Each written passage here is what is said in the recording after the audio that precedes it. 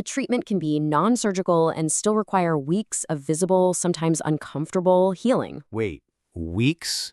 No way. So you're telling me I can skip the surgery, but I might still be staring down a serious, blistered wound for like a whole month? Exactly. Now, this explainer was written and edited by Dr. Thomas Hocker, a triple board-certified Harvard and Mayo Clinic-trained dermatologist, Mohs surgeon, and dermatopathologist. You see, when we're talking about healing from these non-surgical treatments, we really have to look at what the treatment is actually doing to your skin. So here is the direct answer. Healing completely depends on the method, the depth, the body site, the tumor itself, your skin, your overall health, and the specific treatment protocol.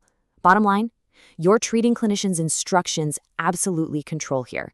There is just no safe, universal wound care calendar you can pull off the internet. Think of treating skin cancer kind of like a textile workshop, where we're altering different panels of cloth in distinct ways. Every treatment injures the fabric of your skin a bit differently, right? Some create an immediate hole, some slowly dissolve the threads, and others basically bake a reaction in over time.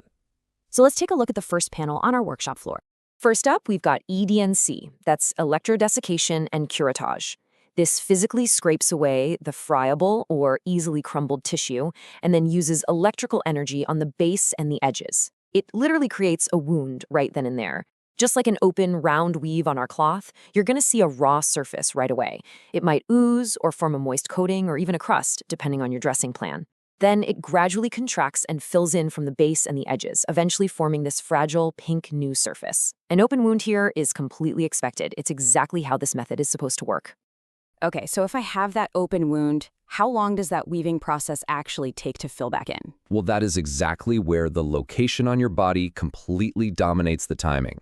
If you've got a small superficial wound on your trunk, it's going to heal up relatively quickly. But let's look at an older prospective study that focused on Bowen's disease. In that specific protocol, which was dominated by lower leg lesions in older adults, the median complete healing time was 35 days.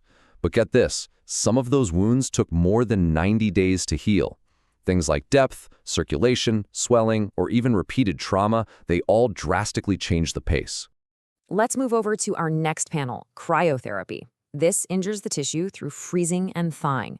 Early on, you'll feel some stinging and definitely see swelling. Within hours to days, a blister, which can be clear or even blood-filled, might form.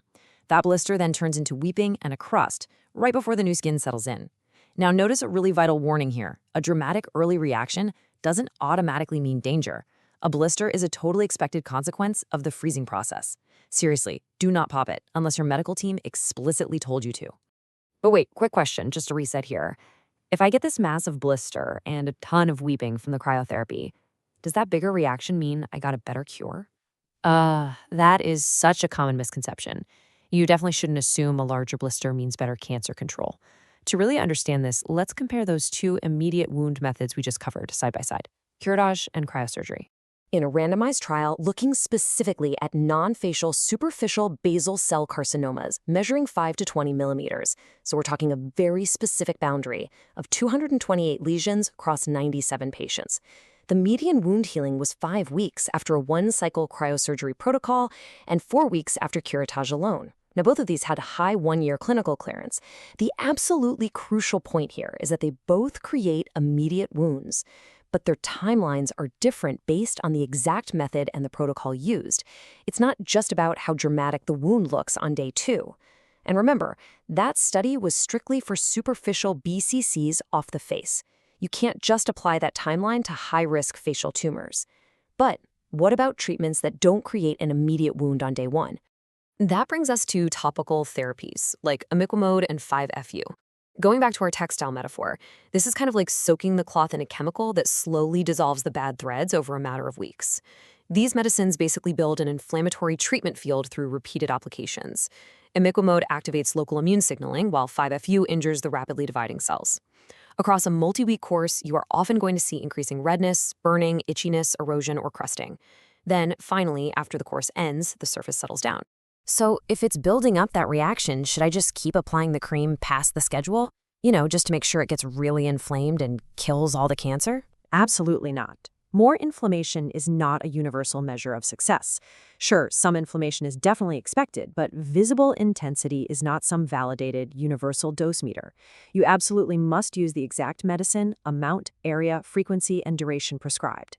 Do not extend the treatment just because the skin doesn't look dramatic enough, and definitely do not stop early solely because it looks unpleasant without calling your team first. Okay, next up, let's look at photodynamic therapy, or PDT. This is a short procedure where photosensitizing medicine is applied to the skin and then exposed to a very specific light source. Now, for some patients, the pain or burning during that actual light illumination is the most intense part of the whole thing. Afterward, the area can become red, swollen, peeling, or crusted. It's a very real reaction, but it follows a completely different pattern than those daily topicals. Okay, so with a light-based treatment like PDT, are there specific rules for recovery once I actually leave the clinic? Yes, the instructions about avoiding light are highly protocol-specific. The exact photosensitizer they used, the application time, the specific light source, all of these things really matter. You absolutely must protect the treated area exactly as instructed by that specific clinic. You cannot just pull a rule from the internet or apply what you heard about another PDT product.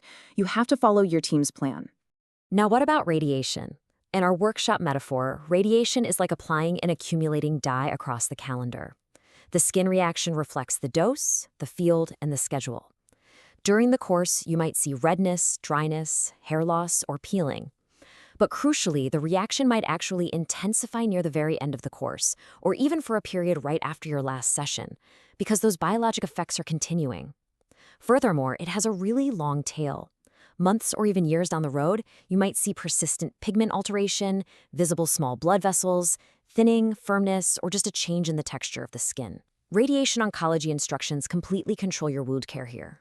Okay, that leaves injections. I hear people say they just went in for a quick injection.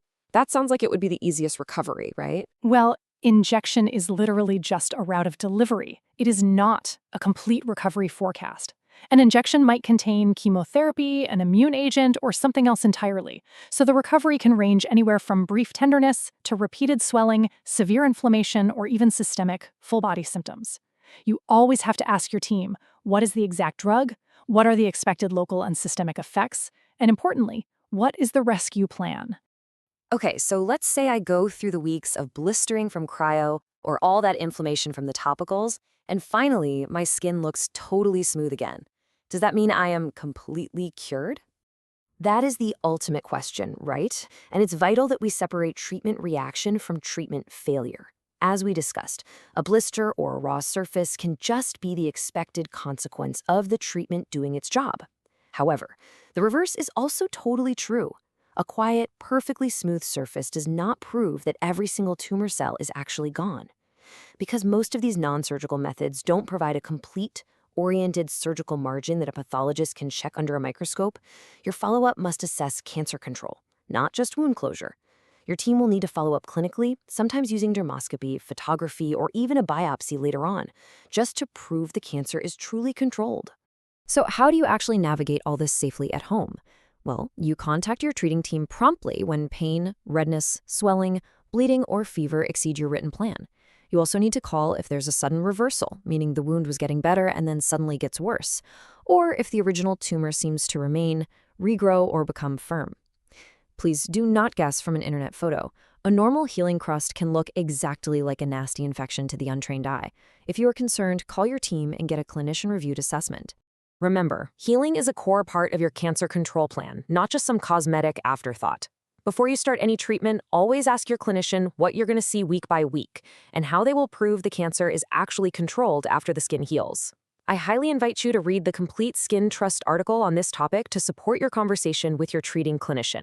So if non-surgical healing can be this complex, and a smooth surface might just be hiding a dormant threat, when is actual surgery the safer, faster option? Check out our next explainer on when is Mohs surgery necessary to find out.